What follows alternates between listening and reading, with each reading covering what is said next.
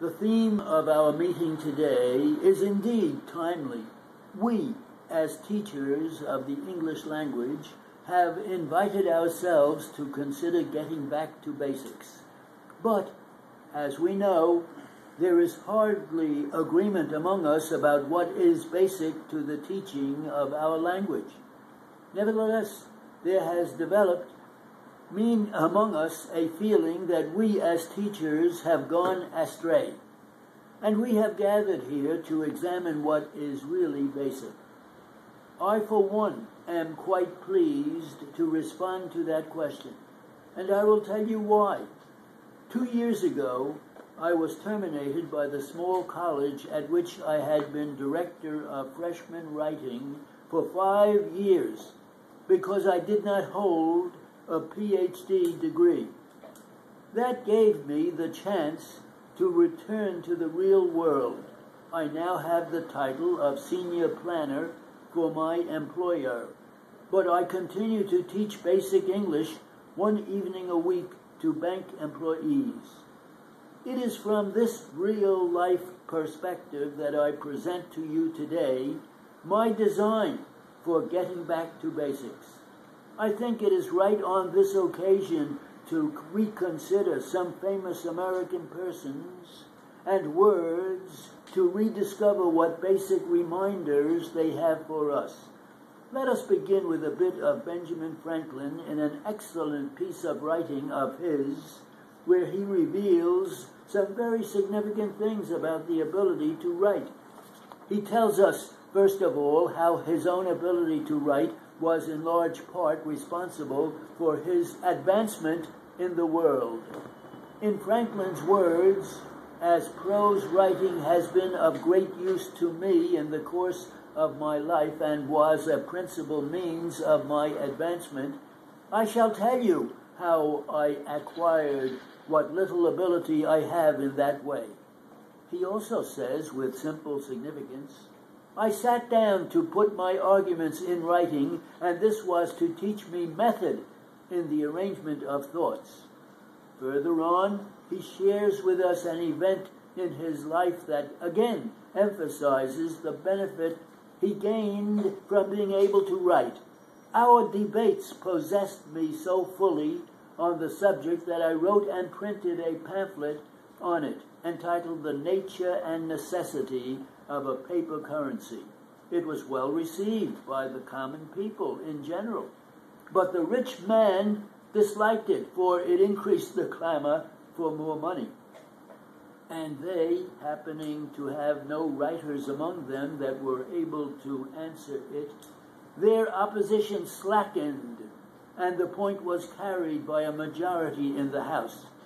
My friends there, who conceived that I had been of some service, thought fit to reward me by employing me in printing the money. A very profitable job, and a great help to me. This was another advantage gained by being able to write. Franklin also tells us that he attended a grammar school. He went there at the age of 8, attended for a year or so, and then transferred to a school for writing and arithmetic. Today, Benjamin Franklin could not attend a grammar school because they don't exist anymore. Try to discover a school by that title operating today. You will have a difficult time of it. Or ask any 3 people where grammar school fits into the grade structure 1 through 12, and you will get 3 different answers. There is a great deal of confusion about where it fits into the traditional grade school structure. But don't blame the average citizen for this confusion. Even the dictionaries do not agree. They sometimes equate grammar school with elementary school, and often the elementary schools can't agree on what is elemental. Just try it sometime. If you would like to see for yourself the total confusion that attends this subject, consult any 3 people or any 3 dictionaries on the matter. Webster's comes as close to the mark as any, I think. It defines grammar school as the grades between the primary grades and high school. I went to such a school. It was an aspect of school at that time that occurred during grades 5, 6, 7, and 8. It also occurred during the 1950s and does not occur now. After grade 8, high school followed. The procedure was that structural, that basic. It worked rather well. For me, it is sad to note the passing of that era. We were taught in those days by teachers who knew their grammar. They also knew from common sense that some difficulty in life is certain and that learning requires effort. They stressed rules and regulations and drill as an orderly means to the end of knowing the basics, and I thank them today. Today, grammar school has gone away, fallen through the cracks in American education made by the incursions of middle schools and junior high schools. So too has schooling in concepts of grammar slipped away. In 1776, Thomas Paine wrote his pamphlet Common Sense. In clear and concise language, he argued that the time for independence had come, and so engaged the American mind to that reasonable cause.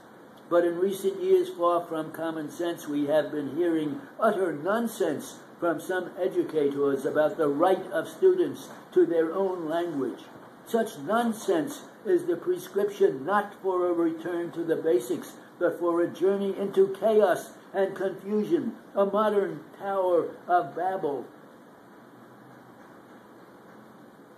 That was hard.